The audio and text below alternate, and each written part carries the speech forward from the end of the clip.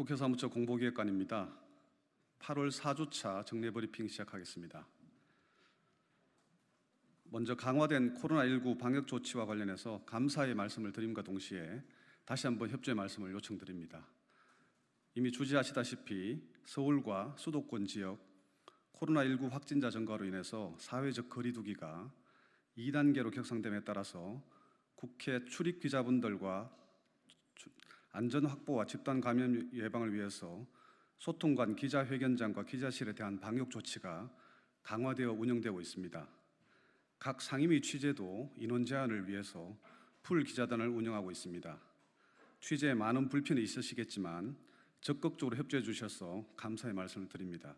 앞으로도 한마음으로 방역을 위해 힘써 주실 것을 다시 한 번 더 간곡하게 말씀을 드립니다. 다음은 이번 주 국회 의사일정입니다.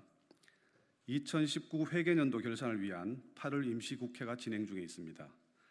예산결산특별위원회는 오늘 10시 경제부처 종합정책질의를 시작으로 결산심사에 돌입하였습니다.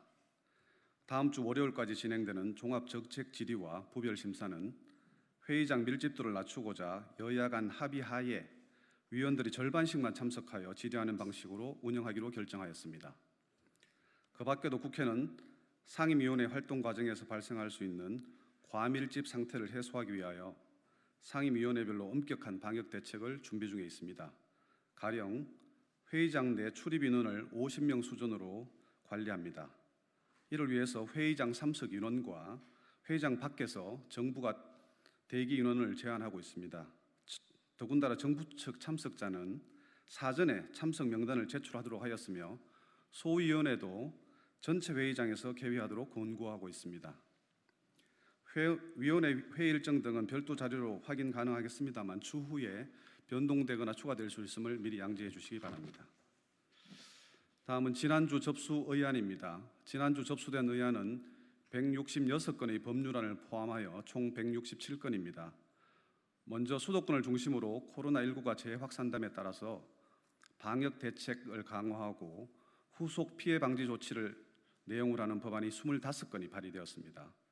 주요한 법안으로는 국회에서 원격 출석과 비대면 표결을 도입하여 감염병 사태가 확산되면 시급한 민생 법안과 예산안 등을 원격으로 처리할 수 있는 근거를 마련하는 국회법 개정안이 발의되었습니다. 그리고 감염병 환자가 방역관의 지시나 역학조사에 응하지 않는 등 방역 지침을 위반할 경우에는 처벌을 강화하고 손해배상을 청구할 수 있는 근거를 명확하게 마련하는 감염병 예방법 개정안도 발의되었습니다. 그리고 재난으로 인하여 정상적인 수업이 이루어지지 않는 경우에 등록금을 환급받을 수 있도록 법적 근거를 마련하는 고등교육법 개정안 등이 발의되었습니다.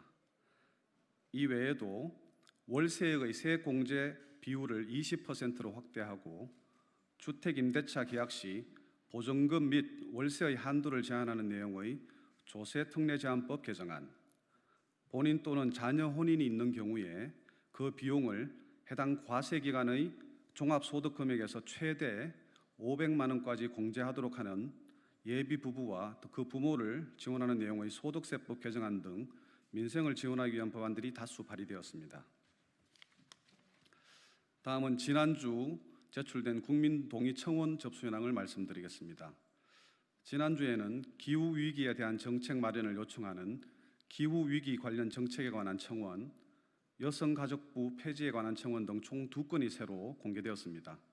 새로 공개된 2건을 포함하여 현재 국민동의 절차가 진행 중인 청원은 비주거용 임시시설을 기숙사로 쓰는 사업주는 이주 노동자를 고용할 수 없도록 하는 외국인 근로자의 고용 등에 관한 법률의 개정을 요청하는 청원 등 총 8건입니다.